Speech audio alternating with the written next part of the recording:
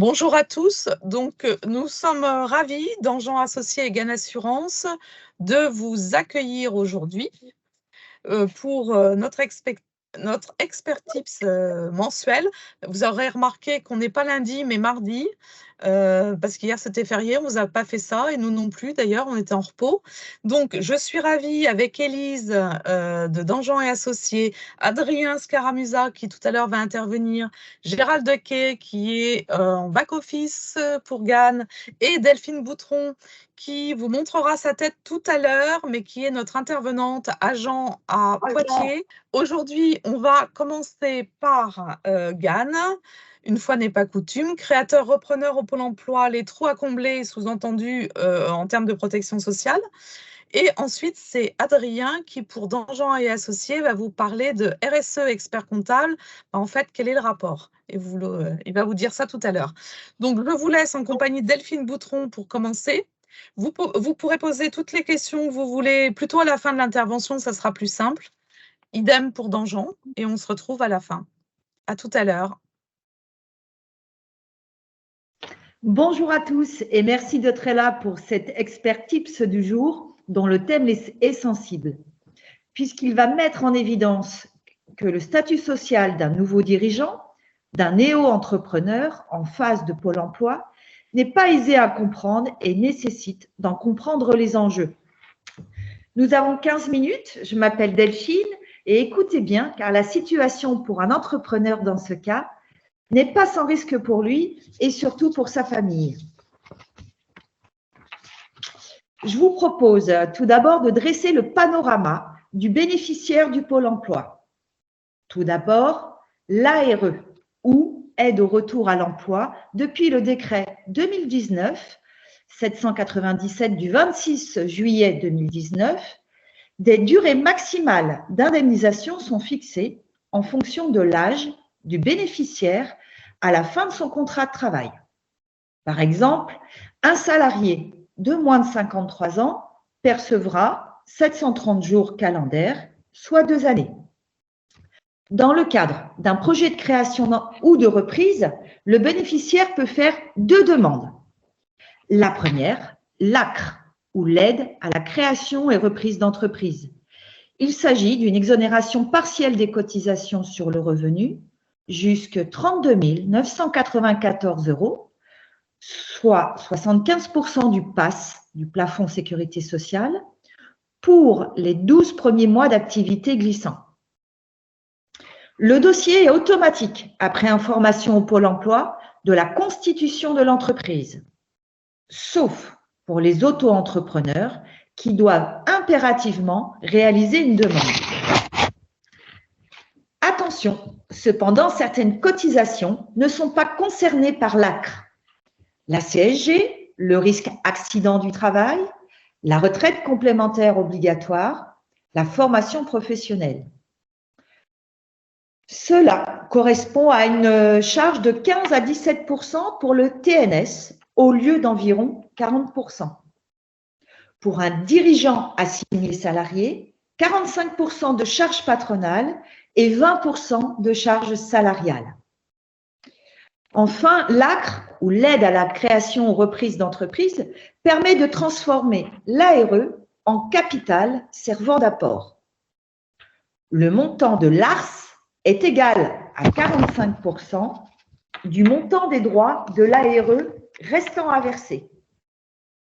L'ARS peut être demandé si le bénéficiaire est préalablement bénéficiaire à l'ACRE. Si l'ACRE bénéficie à 40% environ des créateurs, c'est seulement 9% qui demandent le versement de l'ARE sous forme de capital, d'après les données de l'INSEE sur la base de 2018. Cette aide modifie sans forcément le savoir la couverture sociale du bénéficiaire. Je vais vous expliquer. L'ARS fait partie de l'arsenal de départ à la constitution du projet entrepreneurial. Cette situation amène une modalité particulière dans la couverture sociale selon qu'il y a continuité d'action entre la rupture du contrat de travail salarié et le dépôt et donc le début de l'activité au statut TNS sur notre schéma.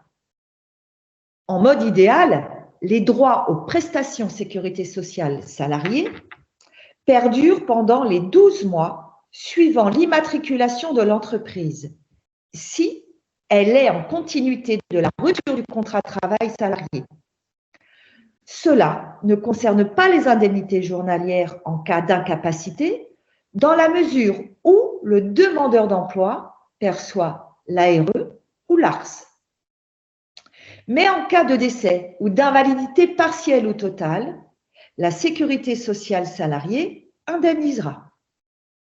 Le niveau d'indemnisation s'éteint pour autant pour l'invalidité, puisque, vous le savez depuis notre expert tips, aidez vos clients à anticiper les coups durs d'avril 2021, la base de calcul du salaire de référence s'établit sur les 10 dernières années.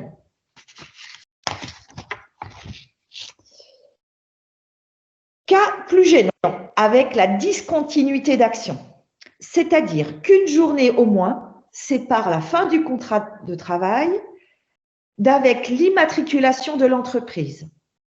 Dans ce cas, le TNS inscrit à la sécurité sociale des indépendants n'a plus de droits antérieurs et doit charger, avec une période de 12 mois, ses futurs droits.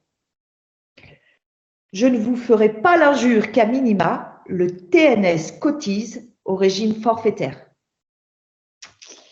Il y a donc bien un temps d'incertitude pendant cette période et nous préciserons ensuite la bonne manière d'y répondre.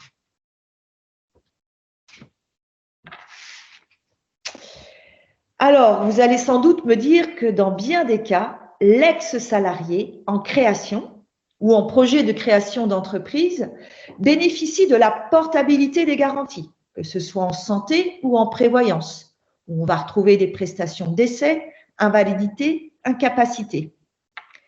Il n'est pas inutile de rappeler les termes de l'article L911-85 du Code de la sécurité sociale qui prévoit l'arrêt de cette portabilité dès que cesse le versement de l'ARE. C'est-à-dire dès lors qu'on n'est plus demandeur d'emploi, mais aussi, et ce point est moins connu, dès lors que le versement de l'ARE est moins connu dès lors que l'ARE est transformé en ARS pour constituer le capital de départ de son projet. Ainsi, à minima, l'entrepreneur garde des droits d'origine, salariés, mais plus de complémentaires et pire, il n'a pas de droit sécurité sociale au sens large. Il n'a donc aucune couverture.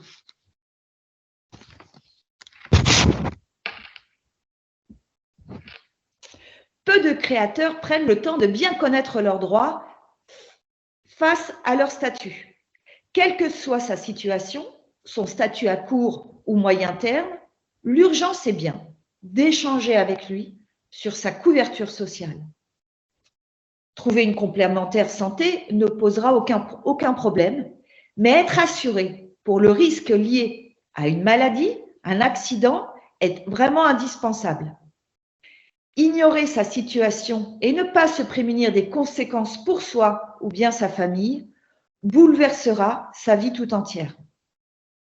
Que l'on soit TNS ou assimilé salarié, un point avec vous ou l'aide d'un assureur qui, comme tout entrepreneur, a dû faire face à cette situation, relève presque d'une obligation de conseil.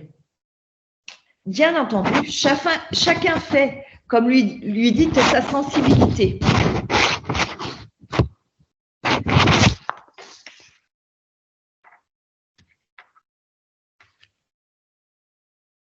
Second sujet sensible, le droit futur à être indemnisé en cas de cessation d'activité. Le dirigeant d'entreprise ne cotise pas au Pôle emploi, comme vous le savez, mais la plupart d'entre eux accèdent à une assurance équivalente pour la garantie sociale du chef d'entreprise. Les droits s'acquièrent après 12 mois de franchise à minima. C'est moins cher, Mais cette garantie s'autofinance avec le bénéfice de l'ACRE et la baisse des charges sociales. Donc, les droits de Pôle emploi s'éteignent. Il est important, même si le néo-créateur croit en son projet, de s'assurer sur ce risque qui couvre par ailleurs la cession sous contrainte économique. Voilà, j'espère avoir éclairé ce sujet.